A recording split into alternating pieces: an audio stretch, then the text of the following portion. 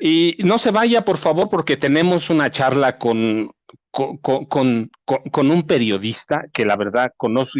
Yo no lo conozco personalmente, pero lo conozco por su trabajo, lo conozco por lo que hace en Contralínea, un trabajo de investigación que yo sigo puntualmente, y por favor vamos a darle la bienvenida a Sósimo Camacho, que nos está esperando, y que le ofrezco una disculpa este, por hacerlo esperar, pero Sósimo, ya sabes cómo es esto, y yo les digo, verdaderamente, hay que seguir en Contralínea a Sósimo Camacho, que eso es un periodista de cuerpo entero y que conoce el narcotráfico al revés y al derecho, y nos ha preparado un trabajo de veras que es espectacular. Lo estuve leyendo sobre uh, es una investigación de una alianza informativa contra Línea Sin Censura, pero déjeme decirle, Sósimo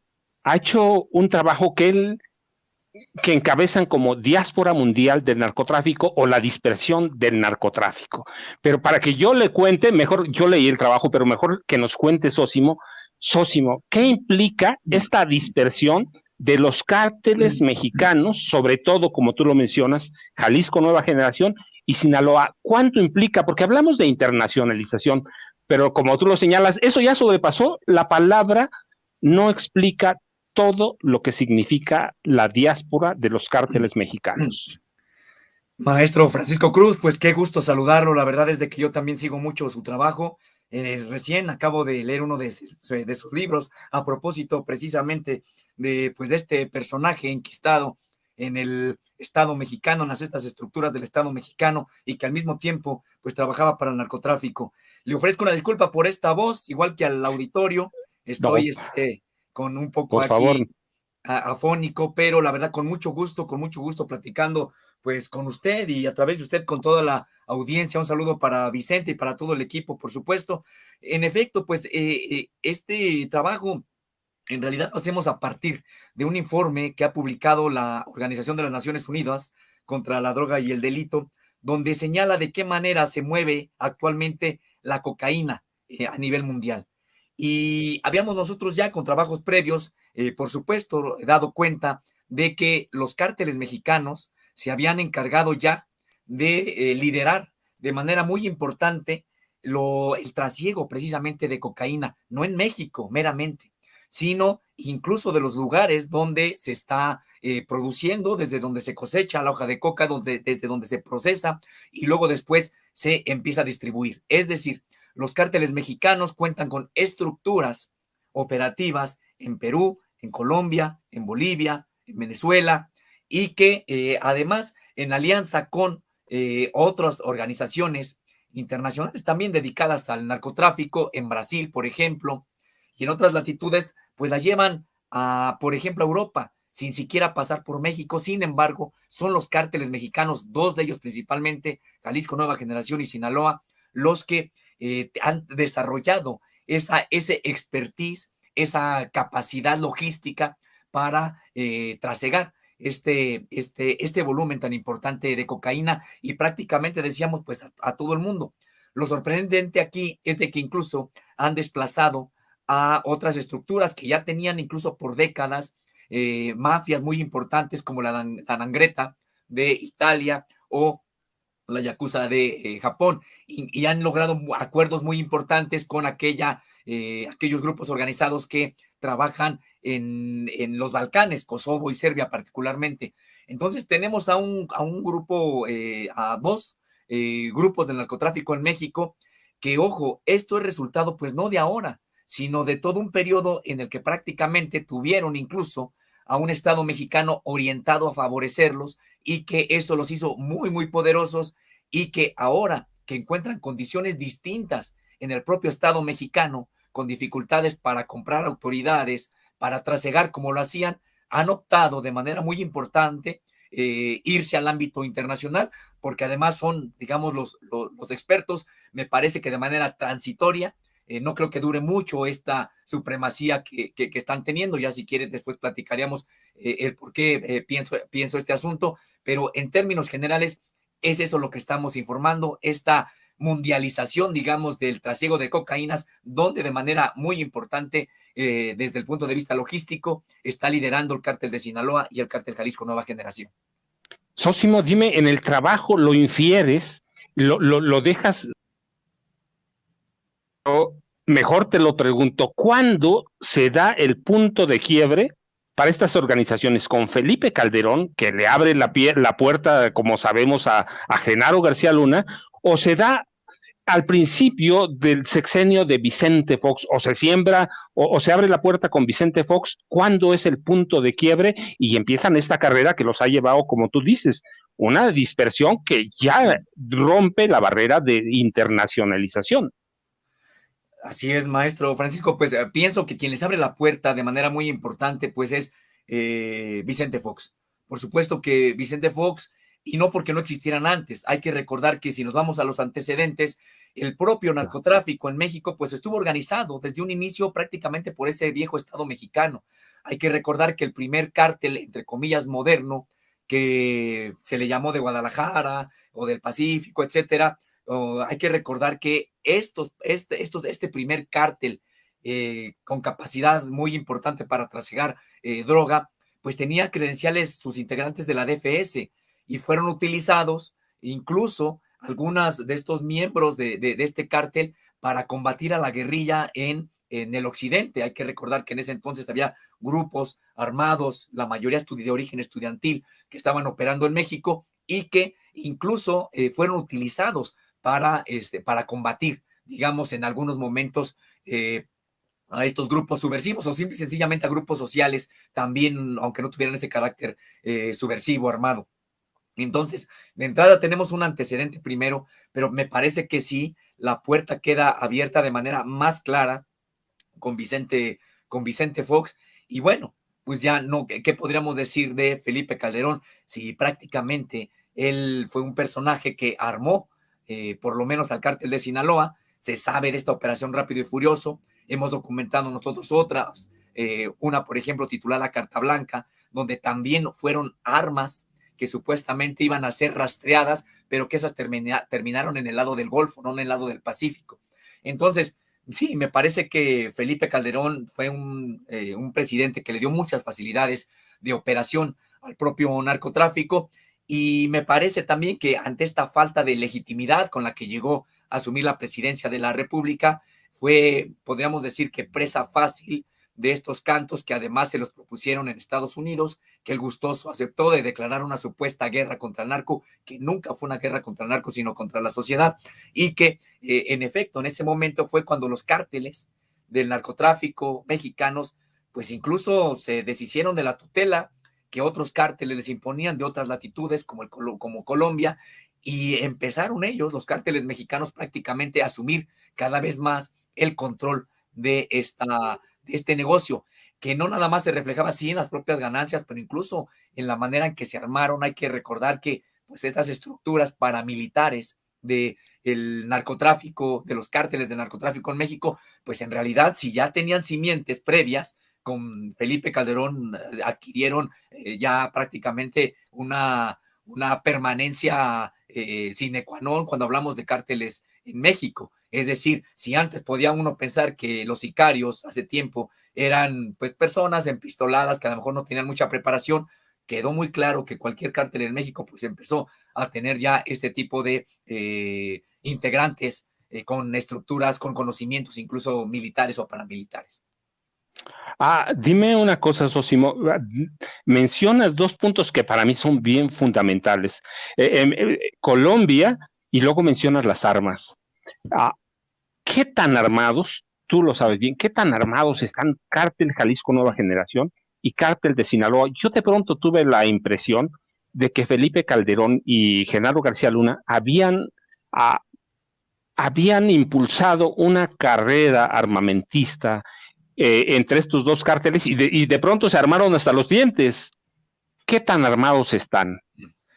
Bueno, totalmente de acuerdo con este concepto. En efecto, se impulsó una carrera armamentista y de capacidades, incluso de conocimientos. Hay que recordar que precisamente, maestro, cuando, bueno, pues el cártel del Golfo se hace del Grupo Aeromóvil de Fuerzas Especiales para crear los Zetas, este Grupo Aeromóvil de Fuerzas Especiales del Ejército Mexicano, que muchos de sus integrantes tenían entrenamiento precisamente en Estados Unidos. Pues hay que recordar que entonces el cártel de Sinaloa empieza a cooptar soldados de élite del ejército de Guatemala, los caiviles precisamente, y entonces empieza a haber prácticamente una suerte de ver quién tiene la mejor guardia pretoriana entre los líderes del narcotráfico de distintos cárteles, y eso por supuesto empieza a permear pues lo que ellos le llaman todo el negocio. Prácticamente cuando se habla de militarización, yo creo que tendríamos también que pensar en la militarización del propio trasiego de drogas que ocurrió entre el narcotráfico en estos sexenios previos. Entonces, en efecto, empezó a ocurrir una suerte de tener a este tipo de personas entrenadas y que lo que fue ocurriendo es que, pues sí, tenían la capacidad de adquirir cada vez mayor armamento, y hablamos, pues sí, de armas sofisticadas que hemos visto que a veces las han sacado en algunos enfrentamientos, como estos Barrett, estos lanzagranadas, pero que también tendríamos que pensar en que este armamento no fue meramente de fuego. Hay que recordar que de acuerdo con lo que se virtió incluso en este propio juicio que se llevó en contra de Genaro García Luna allá en Estados Unidos, pues se señaló cómo tecnología de comunicaciones de punta se puso también al servicio del cártel de Sinaloa en su momento, y que nosotros podemos ver que estos sistemas incluso de espionaje altamente especializado, pues también se puso al servicio del narcotráfico. Es decir, fue una carrera armamentista en la que sí hubo esta carrera importante en cuanto a elementos y armas, pero también incluso en este otro tipo de tecnología que tiene que ver, por ejemplo, con la intervención de comunicaciones.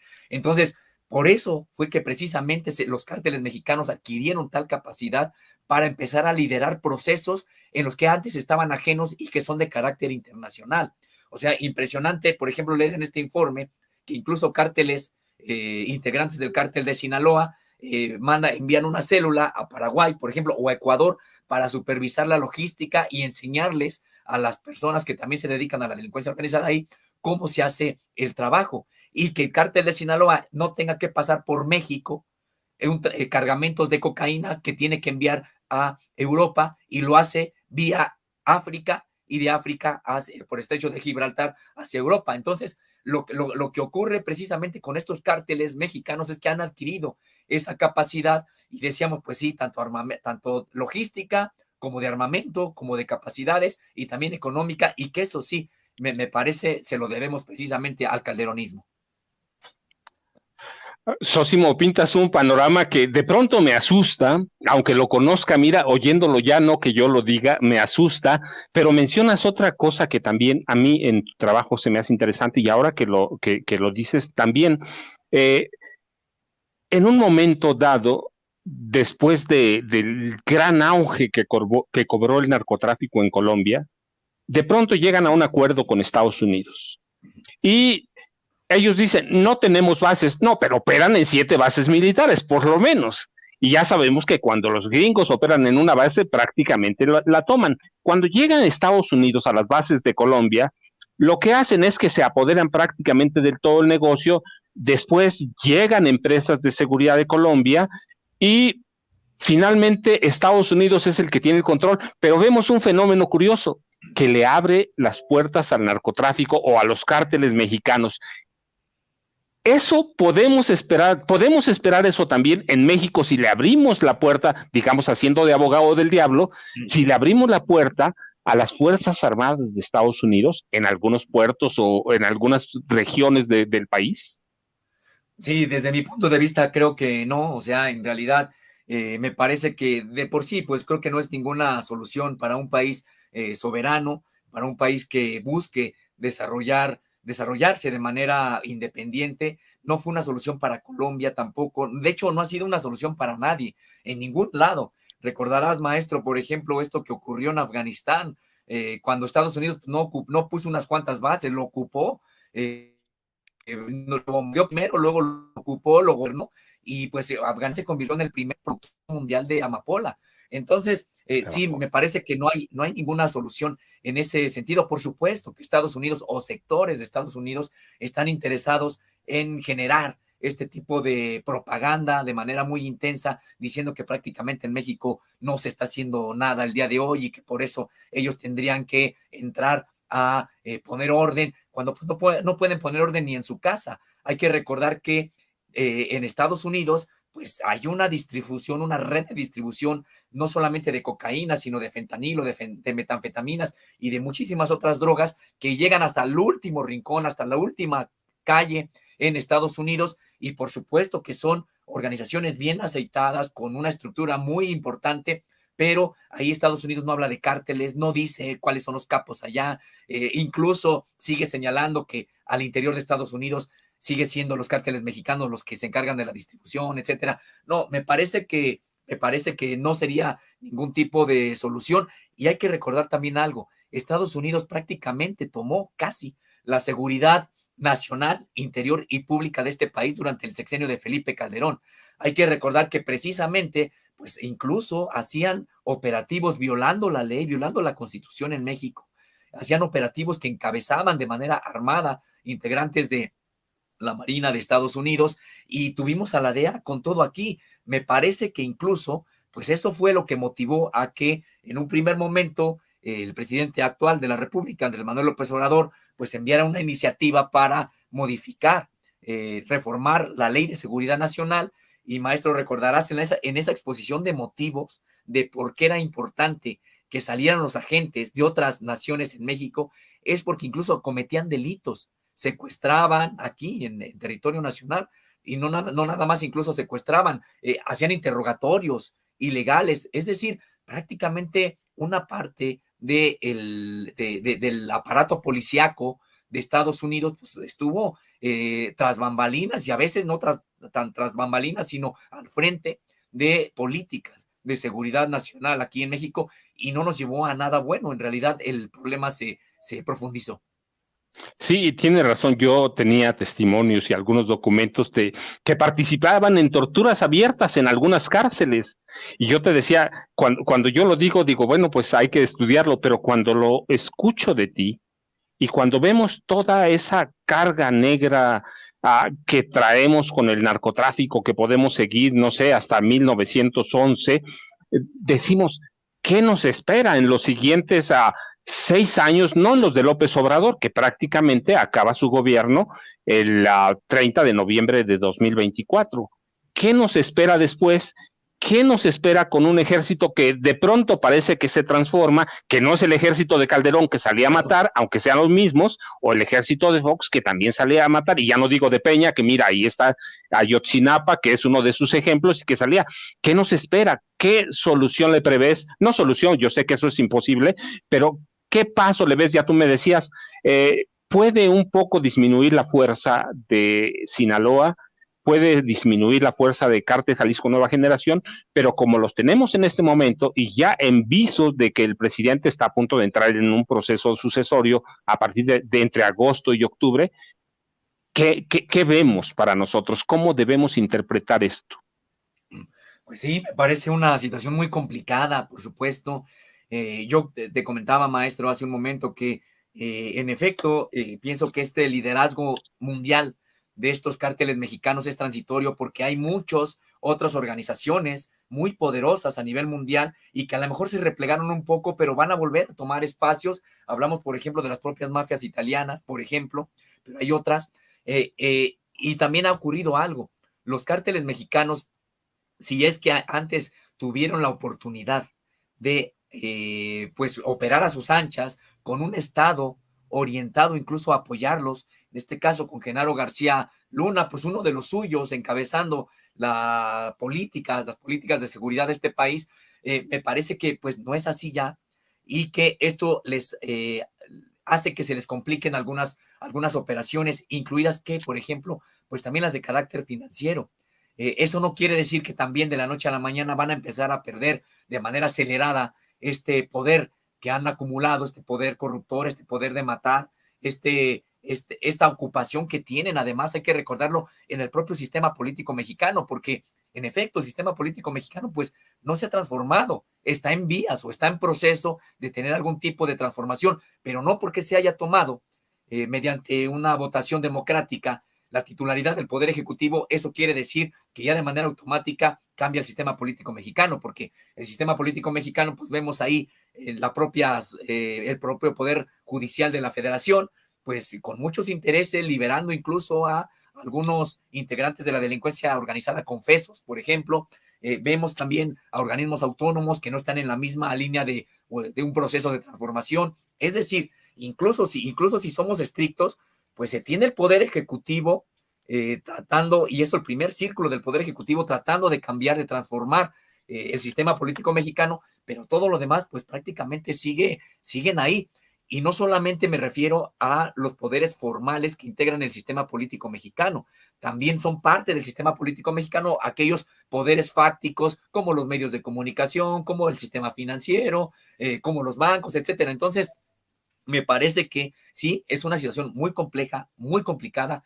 Sin embargo, pienso que la ruta está trazada. Habría que ver si se puede seguir en el sentido de, bueno, pues no dar ningún tipo de espacio, por lo menos desde el Poder Ejecutivo, a algún asunto de acuerdo, de complicidad, y tampoco se trata de sacar al ejército a las calles a supuestamente combatirlo mediante las armas. Es un asunto, sí, de inteligencia. Creo que ahí tiene razón el propio titular del Poder Ejecutivo hoy, y sí también es un asunto también de inteligencia financiera.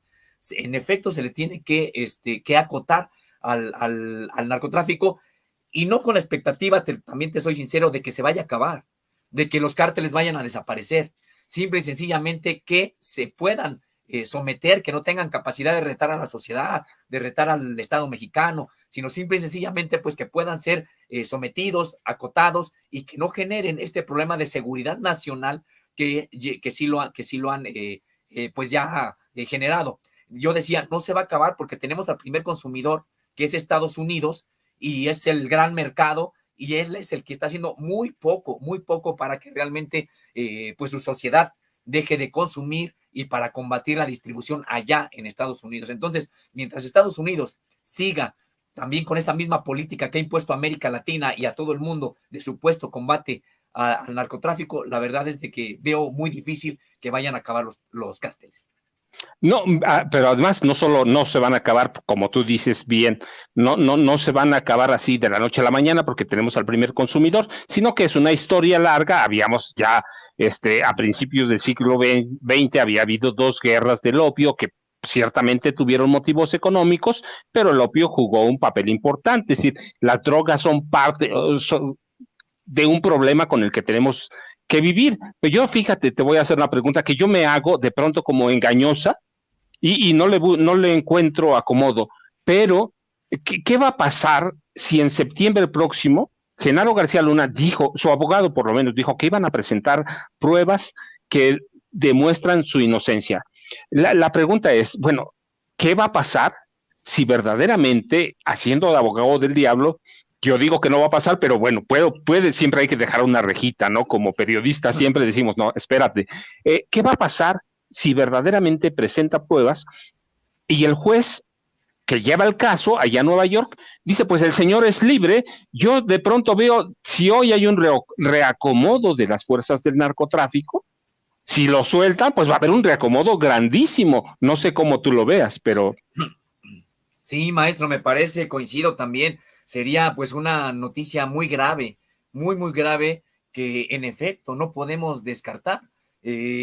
Claro que las pruebas han sido, a mí, desde el punto de vista, contundentes, más allá de lo que algunos han señalado de que no, que son dichos, etcétera.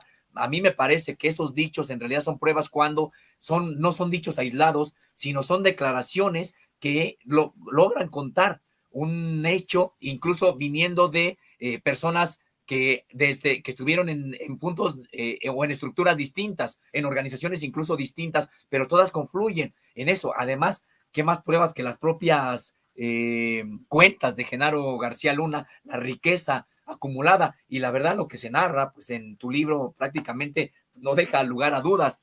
Entonces, me parece que es remota esa posibilidad, pero también coincido, sí existe. ¿Y por qué existe? Porque también en Estados Unidos, por supuesto que juegan política, por supuesto que están en periodo electoral y por supuesto que ellos tienen responsabilidad con respecto de Genaro García Luna, porque en efecto, la primera pregunta hacia Estados Unidos que tendrían que hacerse es, bueno, pues, ¿y nosotros dónde estábamos? Con él trabajamos, con él compartimos información. De hecho, nosotros como Estados Unidos lo apuntalamos. Entonces, en realidad me parece que si hay una posibilidad en ese sentido y tendría que ver contratar incluso de que, pues de lo que ya ocurrió con el propio juicio, que se acotó para que todo quedara en Genaro García Luna y no hubiera estas investigaciones o no se generaran esas líneas de investigación que son naturales, tanto a los lados como hacia arriba. Por supuesto que si Genaro García Luna estaba involucrado, pues la investigación de manera natural tendría que apuntar a Felipe Calderón y a Vicente Fox. Y también hacia los lados, hacia los secretarios de defensa con los que él convivió, de Marina, los directores del propio CISEN, etcétera. Entonces, no, todo se empezó a acotar ahí, porque si nosotros empezamos a preguntarnos hacia Genaro García Luna y por lo tanto a Felipe Calderón, pues también no solamente esto tocaría hacia México, sino también a los directores de la DEA, a integrantes del propio sistema político estadounidense, que hoy pues parece ser que no quieren que ya se hable mucho del asunto, porque hay que recordar, eran también administraciones demócratas y que pues son precisamente las que hoy están ocupando los principales puestos del poder ejecutivo allá en Estados Unidos. Entonces, sí me parece que existe esa posibilidad y sería una pésima noticia porque primero se reacomodan, como bien comentas, maestro, se reacomodan los cárteles en este país, pero incluso se reacomoda la propia oposición de derecha que está aglutinada en el PAN, principalmente el PRI y el PRD, como ya me imagino, incluso la propia campaña diciendo que todo fue creado y que en realidad ellos son unas blancas palomas y que en ese entonces sí se combatió el narcotráfico. O sea, empezaremos a ver pues incluso una manera de darle cierto oxígeno a el propio Partido Acción Nacional y a la Alianza Va por México de ocurrir esta noticia. Me parece que sería muy complicado, pero bueno, de todas maneras seguiría el proceso electoral y la continuidad o no de la manera en que ahora se trata al propio narcotráfico, pues estaría por decidirse. Mira, yo estoy de acuerdo contigo, es remoto, yo estoy convencido de que en Estados Unidos, en Nueva York, en la sala de juicios le armaron una historia bien armada. Yo en ocasiones lo comenté en un par de pláticas, pues ¿por qué no van a valer allá los testigos cooperantes si algunos de ellos fueron testigos de García Luna cuando fue secretario de Seguridad Pública? O sea, tienen el mismo valor. Entonces le armaron una historia bien, se la cuadraron y ahí están los hechos. Y del otro lado, es complicadísimo acabar con el narco porque Estados Unidos tiene una propia economía del narco. Si no vemos a los grandes cárteles, no vemos a los capos, pero tiene una economía del narco, amplia, tiene una historia, yo te decía, en 1890 tenían 350,000 consumidores, ¿sí? Ahora tiene no sé cuántos millones, pero tiene una economía del narco. Pero la cuestión es, bueno, no lo dejan libre, seguimos con lo mismo, los reacomodos que hay aquí, pero supongamos que lo dejaran otra vez. ¿Qué tan importante es que las investigaciones o lo que que dio a conocer ayer la Fiscalía General de la República sean sólidas? Y por otro lado, paralelamente, que dijeron ellos que es algo distinto, pueden jugar las investigaciones de la Unidad de Inteligencia Financiera con el poder judicial que tenemos ahorita, que a mí me asusta, ¿sí? Me da miedo, que seguramente a ti también, ¿va?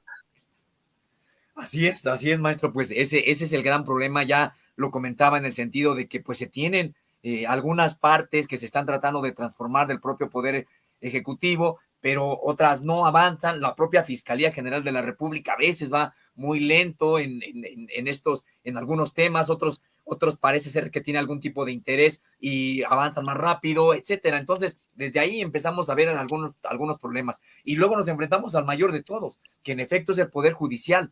Y un Poder Judicial que incluso pues se ha empoderado. Ahora vemos por qué lo defendieron, entre comillas, con todo, su participación ahí, la Alianza Va por México, esta campaña impresionante para que no llegara una ministra como presidenta de esta Suprema Corte y pues se defendieron con todo porque lo ven como su bastión. Es un bastión de la Alianza Va por México prácticamente la Suprema Corte de Justicia de la Nación y en ese sentido pues estamos viendo que no nada más están saboteando lo que llega a su alcance de las propias políticas del Ejecutivo, sino que incluso habría que ver por qué es que están fallando a favor de la liberación de integrantes de los propios cárteles del narcotráfico en México. Había el caso, por ejemplo, de una lideresa del cártel de Sinaloa allá en Cancún, muy temida, que pues sin más fue ya dejada en libertad hace aproximadamente 2 meses, o incluso este anuncio que se hizo en una de las conferencias de prensa matutina en la que decían, bueno, se detuvo infragantis a determinados integrantes de la delincuencia organizada, pero el juez los liberó que porque se detuvieron en alta mar y no se detuvieron en tierra firme y por eso, es decir, buscando este tipo de pretextos prácticamente para liberar a estos integrantes de la delincuencia organizada y que no son pocos. Si empezamos a contar los que han empezado a liberar, me parece que es un número importante y sí se profundizó, se aceleró, pues desde que llegó Norma Piña a la presidencia de la Suprema Corte de Justicia de la Nación.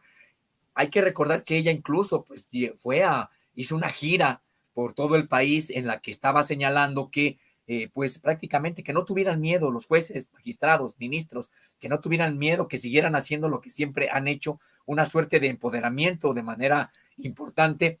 Y pues sí, es un escollo que hoy tenemos en México, pero con todo y eso, las investigaciones tienen que continuar, porque no podemos nosotros esperarnos a que se reforme el Poder Judicial, no sabemos cuándo va a ocurrir.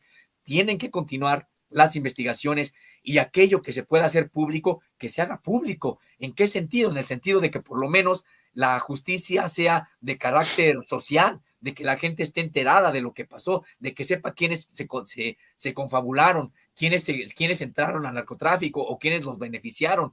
Es decir, las investigaciones tienen que seguir con la Unidad de Inteligencia Financiera, con la propia Fiscalía General de la República, pues con las instancias que tienen estas responsabilidades. Ya veremos si es que el Poder Judicial termina pues minimizando, rechazando esas investigaciones, por lo menos que se haga público y que se sepa quiénes son los que estuvieron precisamente metidos en este asunto. Sósimo, yo sé que estás enfermo, te voy a hacer una última pregunta porque sé que tienes que salir. Además, yo te agradezco infinitamente, sé lo que es estar ahí enfrente y estar con la garganta que sientes que te quema, ¿no? Que sientes un gusto de platicar contigo, maestro. Muchas gracias y por supuesto con la audiencia de Sin Censura. Pero mira, yo tengo una pregunta que para mí es sólida. Bueno, no sé si sea sólida la pregunta, pero que a mí me inquieta de pronto, y sé que a ti también. ¿Qué papel ha jugado la prensa y cuál papel debe jugar la prensa ahora que estamos como en una especie de crisis de credibilidad de la prensa vieja que tú conoces muy bien y la prensa que emerge a través, yo no le llamo redes sociales, sino plataformas informativas? Ya puedes presentar reportajes, análisis como el tuyo, ya, es decir, son plataformas informativas en las que tienen cabida todos los géneros periodísticos.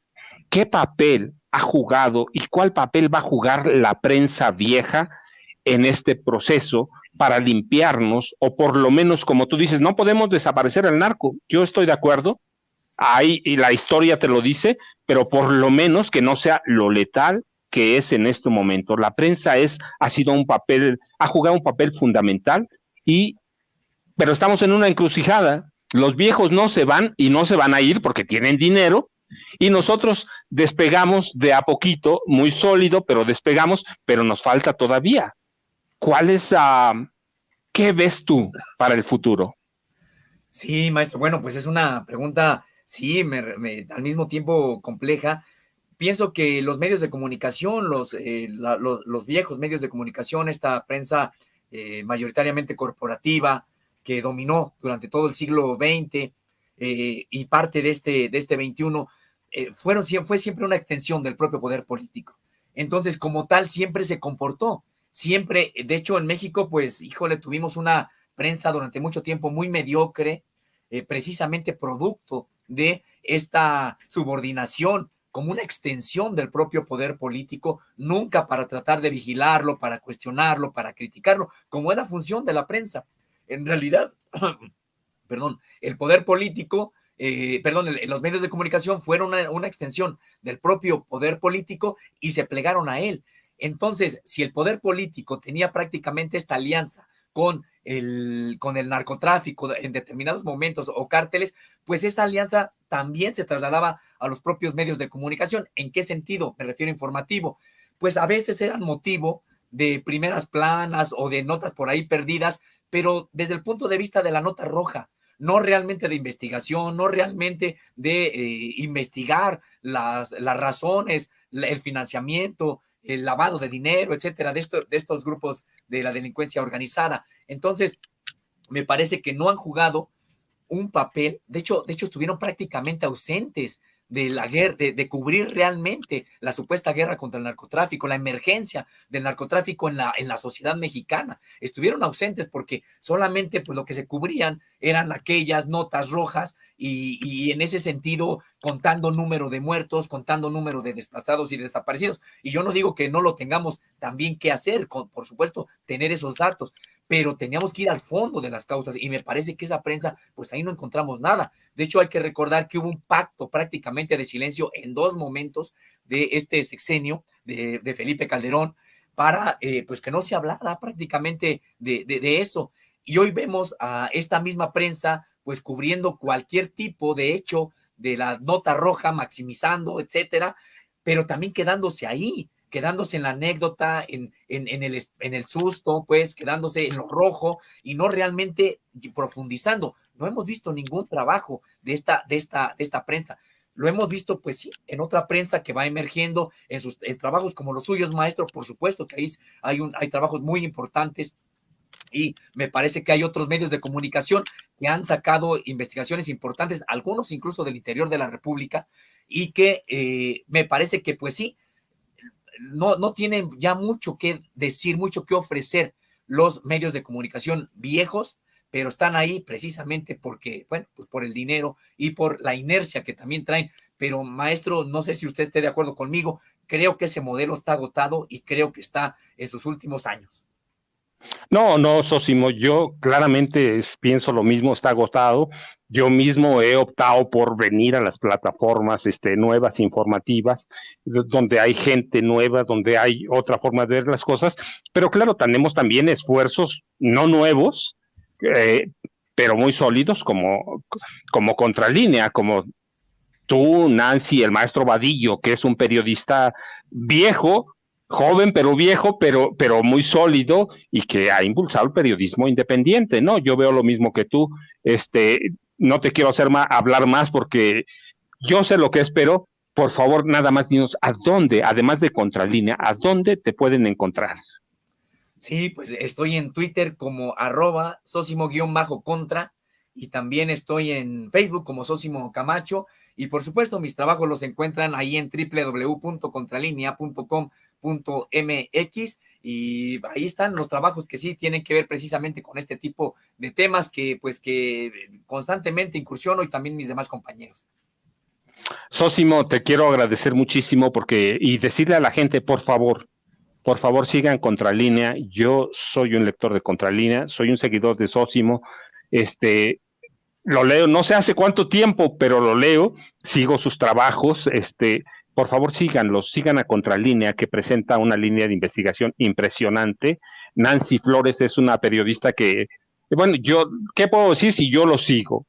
Pero por favor sígalo, Sosimo, te agradezco mucho todo el esfuerzo que hiciste y mira que yo también estoy casi haciendo mis pininos en la conducción, así que seguramente que nos encontraremos otras veces y me ha dado un placer conocerte, aunque sea a través de la tecnología, que no tenemos otra cosa ahorita, ¿no? Hay que aprovecharla. Sosimo, muchas gracias, te agradecemos. Maestro, al contrario, muchas gracias. La verdad es de que yo también pues aprecio mucho su trabajo, también lo sigo desde hace tiempo y hoy tengo la oportunidad de platicar con usted y no solamente la calidad de la propia investigación, sino también la calidad literaria que uno puede disfrutar en los propios trabajos. Pues muchas gracias, te agradezco mucho y pues un placer. Un abrazo, Sosimo, gracias. Y no se vaya, por favor, vamos a quedarnos unos minutos. Mire, le digo, la verdad es que yo aprecio el esfuerzo que hizo Sósimo